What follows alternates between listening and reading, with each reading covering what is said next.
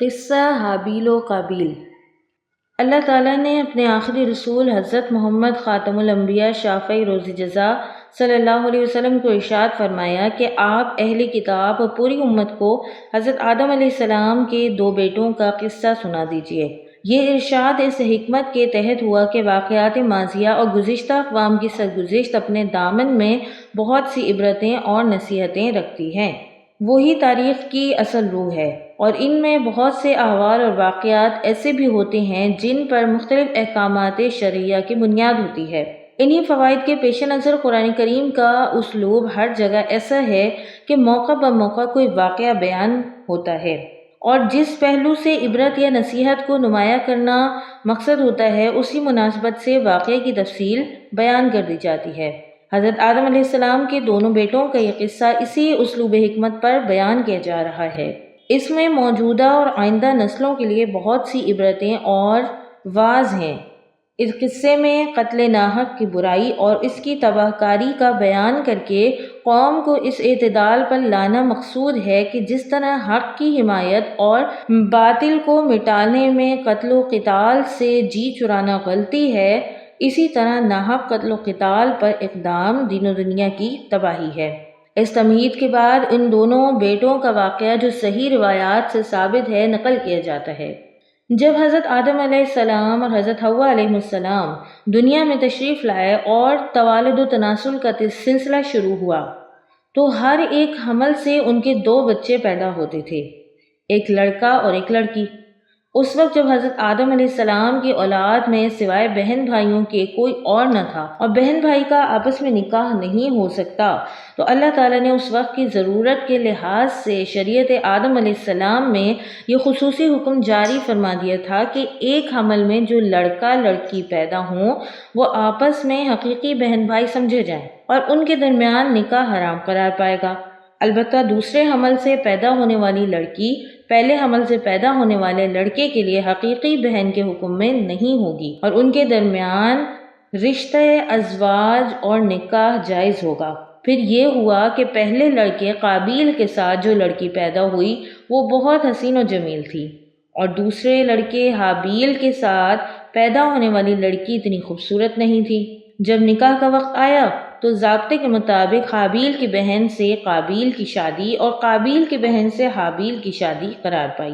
اس پر قابیل ناراض ہو کر حابیل کا دشمن ہو گیا۔ اسی کی بات انتہائی ناگوار گزری اور وہ اس بات پر ضد کرنے لگا کہ میرے ساتھ جو لڑکی پیدا ہوئی ہے وہی میرے نکاح میں دی جائے۔ یہیں سے حسن پرستی کی ابتدا ہوئی۔ جب شہوت اور حسن پرستی عقل پر غالب آتی ہے تو احکامات الہیہ کو پس پش ڈال دیتی ہے۔ حضرت آدم علیہ السلام نے شرعی قاعدے کے مطابق قابیل کی بات کو قبول نہیں فرمایا اور حابیل اور قابیل کے درمیان اختلافات ختم کرنے کے لیے یہ فیصلہ فرمایا کہ تم دونوں اپنی اپنی قربانی اللہ تعالیٰ کے حضور میں پیش کرو، جس کی قربانی قبول ہو جائے گی وہ لڑکی اس کے نکاح میں دے دی جائے گی، کیونکہ حضرت آدم علیہ السلام کو یقین تھا کہ قربانی اس کی قبول ہوگی جس کا حق تھا، یعنی کہ حابیل کا۔ قربانی کی قبولیت کی نشانی۔ اس زمانے میں قربانی کی قبولیت کا یہ الہامی دستور تھا کہ نظر اور قربانی کی چیز کسی بلند جگہ پر رکھ دی جاتی، آسمان سے آگ نازل ہو کر اسے کھا جاتی تھی۔ جس کی قربانی کو آگ نہیں کھاتی تھی تو یہ اس کے قبول نہ ہونے کی علامت ہوتی تھی۔ تو دونوں نے اپنی اپنی قربانی کی تیاری شروع کر دی۔ حابیل نے، جو کہ مویشیوں اور بکریوں والا تھا، اپنے ریوڑ میں سے بہترین دمبا اللہ کے بارگاہ میں پیش کیا۔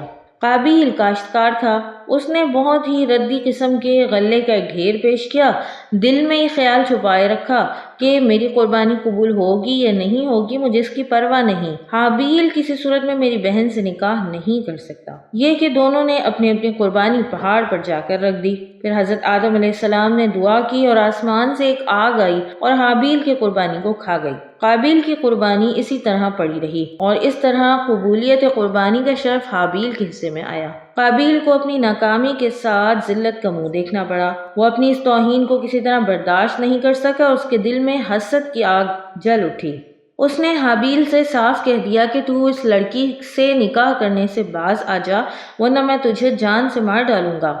جو لوگ غرض کے دیوانے ہوتے ہیں وہ سوائے اس کے کچھ نہیں جانتے کہ جس طرح بھی ہو سکے ان کی خواہش پوری ہو جائے، اور کوئی دوسرا جو اس کے پورا ہونے میں رکاوٹ ڈالے تو اسے کسی طرح اپنے راستے سے ہٹانے کی بھرپور کوششیں کرتے ہیں، سازشیں کرتے ہیں، رشوتیں دھمکیاں دیتے ہیں، کسی بات سے نہیں جھکتے، گناہ ثواب حرام حلال سارے قواعد پس پش ڈال دیتے ہیں۔ قابیل نے اسی طریقے کی بنیاد ڈالی۔ اس کی خواہش، حسن پرستی، حسد، غضب، غصہ، اس نے اس کو باولا اور اندھا بنا دیا۔ اس کو اس کے سوا کوئی بات نہیں سوچتی تھی کہ اپنے بھائی کو قتل کر کے اپنی مراد حاصل کر لے۔ چنانچہ اس نے غصے کے عالم میں آ کے حابیل سے کہا، میں تجھ کو قتل کیے بغیر نہیں چھوڑوں گا تاکہ تو اپنی مراد کو نہیں پہنچ سکے۔ حابیل نے اس وقت بھی غصے کی بات کا جواب غصے میں دینے کے بجائے ایک اصولی بات کہی جس میں ہمدردی اور خیر خواہی تھی کہ اللہ تعالیٰ کا دستور ہے کہ وہ پرہیزگار کے عمل کو قبول فرماتا ہے۔ اگر تم پرہیزگاری اختیار کرتے تو تمہاری قربانی بھی قبول ہو جاتی، تم نے ایسا نہیں کیا تو تمہاری قربانی قبول نہیں ہوئی، اس میں میرا کیا قصور ہے؟ یہ سن کر قابیل اپنی نیت کی کھوٹ کی طرف توجہ کرنے کے بجائے حابیل سے حسد کرنے لگ گیا۔ تو یاد رکھو، جب آدمی پر حسد کا دورہ پڑتا ہے تو اس کو اپنی غلطیاں نظر نہیں آتی، بلکہ وہ اپنی ساری ناکامیاں دوسروں کے اندر ڈھونڈتا ہے اور غصے میں انتقام پر آ جاتا ہے۔ افراد میں اس بدبختانہ کردار کی سب سے پہلی مثال قابیل نے پیش کی۔ ہر شخص کو یہ دیکھنا چاہیے کہ اللہ تعالیٰ نے اپنے کسی بندے کو کوئی خاص نعمت عطا فرمائی ہے تو اسے چاہیے کہ حسد نہ کرے، بلکہ اپنی محرومی کو اپنے گناہوں کے سبب سمجھ کر گناہوں سے توبہ کرنے کی فکر کرے اور دوسروں سے جلنے کے بجائے اللہ تعالیٰ سے اپنے لیے اس نعمت کی دعا کرے، اسی میں اس کا فائدہ ہے۔ تو گناہ سے بھی محفوظ رہے گا اور دوسرے گناہوں سے توبہ کرنے کا موقع ملے گا۔ اللہ تعالیٰ اس کی توبہ قبول فرما کر اس پر اپنا رحم فرمائے گا، کیونکہ اللہ تعالیٰ کے نزدیک قبولیت کا مدار تقویٰ پر ہے۔ تو حابیل نے قابیل کو سمجھایا اور کہا کہ اگر تمہاری قربانی قبول نہیں ہوئی تو تم میرے قتل کے در پہ کیوں ہو گئے؟ حالانکہ میرا کوئی قصور نہیں، سارا قصور تمہاری نیت کا ہے۔ اگر تمہیں قربانی کے رد ہونے کا غصہ ہے تو تقویٰ کی فکر کرو، نہ کہ میرے قتل کی۔ مجھے قتل کرنے کی وجہ سے تمہاری قربانی کی قبولیت کس طرح کھلے گی؟ نتیجہ معلوم ہوا کہ اللہ تعالیٰ کے نزدیک عمل کی قبولیت کا دار و مدار اخلاص اور تقویٰ پر ہے۔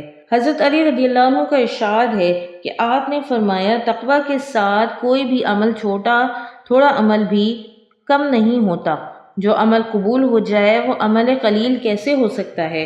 حضرت ابو ذر رضی اللہ عنہ فرمایا کرتے تھے کہ یہ بات اگر یقینی طور پر طے ہو جائے کہ میری ایک نماز اللہ تعالیٰ کے نزدیک قبول ہو گئی تو میرے لیے وہ نماز ساری دنیا اور دنیا میں موجود چیزوں سے زیادہ پسندیدہ ہوگی، کیونکہ اللہ تعالیٰ تقویٰ والوں کا عمل قبول فرماتا ہے۔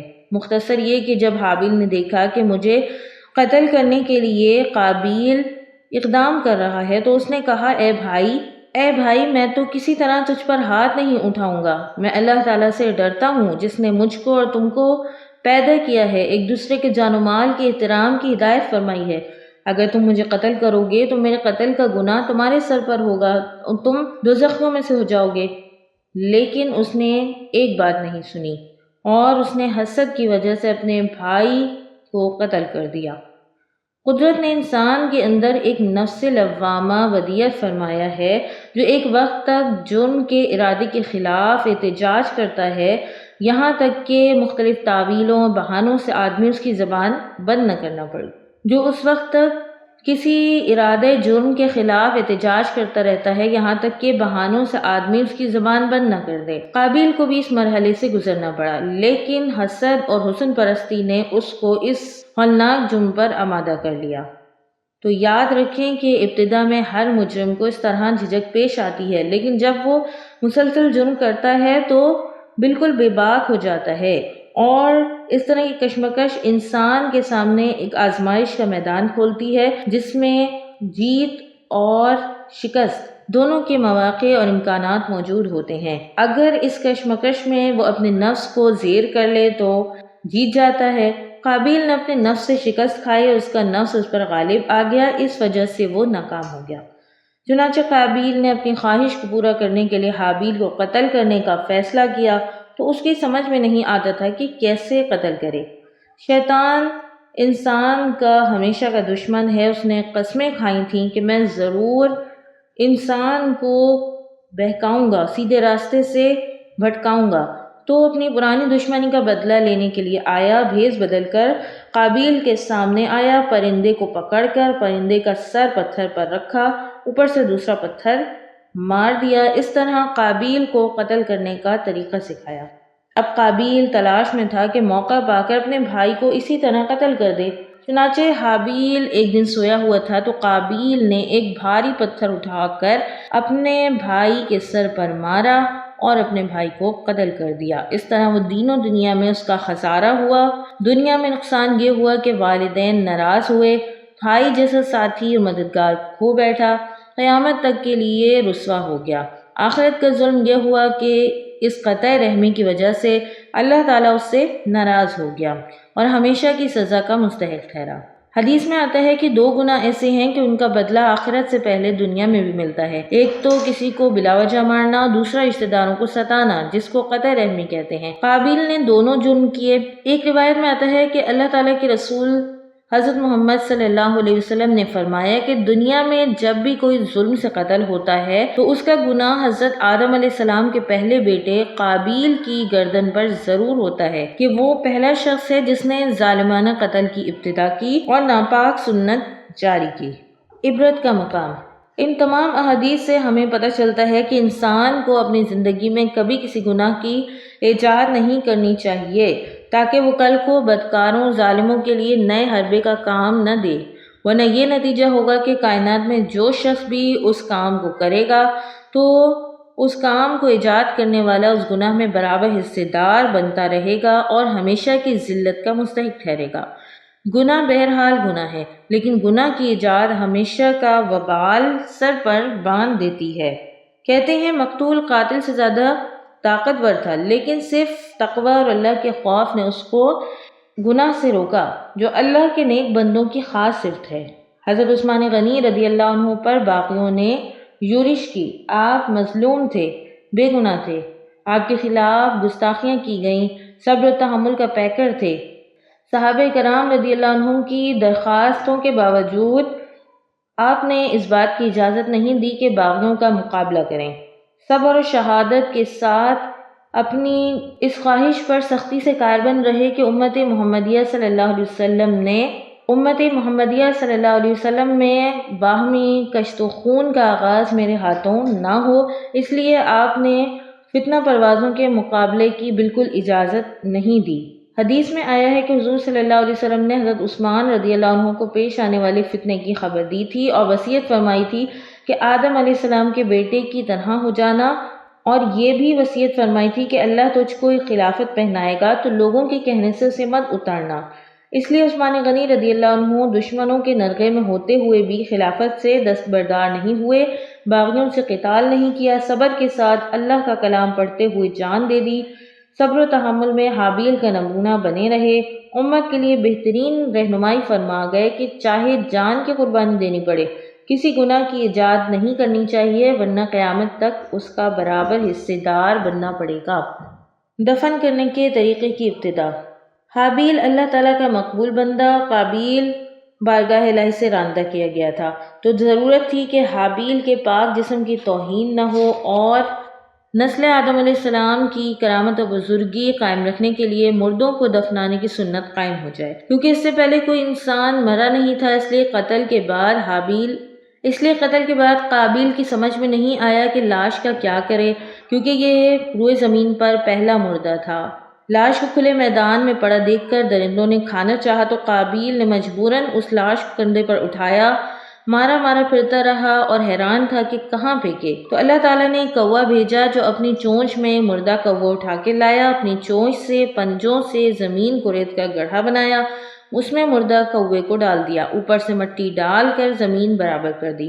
جب قابیل نے منظر دیکھا تو اسے افسوس ہوا کہ اس میں کوے کے برابر بھی سمجھ نہیں ہے جو اپنے بھائی کی لاش کو زمین میں دفنا دیتا۔ کوے نے اس کو یہ طریقہ سکھایا کہ اس طرح اپنے بھائی کی لاش چھپائے تاکہ دوسروں کی نظر نہ پڑے، اس کا جرم افشا نہ ہو۔ کوے کے اس سیانے پن کو دیکھ کر قابیل نے اپنا سر پیٹ لیا تو اس کو اپنی بے وقوفی پر بڑی ندامت ہوئی۔ یہ تقاضا انصاف تھا کہ قابیل کی اس کمینہ حرکت پر دنیا میں بھی ذلیل کیا جائے اور قابل بنا دیا جائے کہ خود اپنی بے مانگی عقل و دانش کا احساس ہو جائے۔ اس لیے نہ تو اس کو الہام بخشا گیا، نہ ہی اس حرکت کو چھپانے کے لیے عقل عطا کی گئی، بلکہ ایسے جانور کو رہنما بنایا گیا جو مکاری میں ضرب المثل ہے۔ جو لوگ اللہ تعالیٰ کے حکم اور اپنے ضمیر کی آواز کی پرواہ نہیں کرتے، وہ کوے سے الہام حاصل کرتے ہیں، جرم کرنے کے بعد ندامت کے بجائے اس کو چھپانے کی تدبیریں کرتے ہیں۔ اللہ کی سنت یہی ہے کہ جب کوئی شخص اللہ کی آیات اور اس کے احکامات سے اپنی آنکھیں بند کر لیتا ہے تو اللہ تعالیٰ اس پر ایک شیطان مسلط کر دیتا ہے جو اس کا ساتھی بن کر اس کی خواہشات میں ٹھوکریں کھلاتا ہے۔ اس چیز کو قرآن پاک میں بیان کیا گیا ہے، جو اللہ کے ذکر سے غافل ہو جاتا ہے اللہ اس پر شیطان مقرر کر دیتا ہے جو اس کا ساتھی بن جاتا ہے۔ تو حابیل نے قابیل کو بہت اچھی نصیحتیں بھی کیں، لیکن اس کا دل ذرا بھی نرم نہیں ہوا۔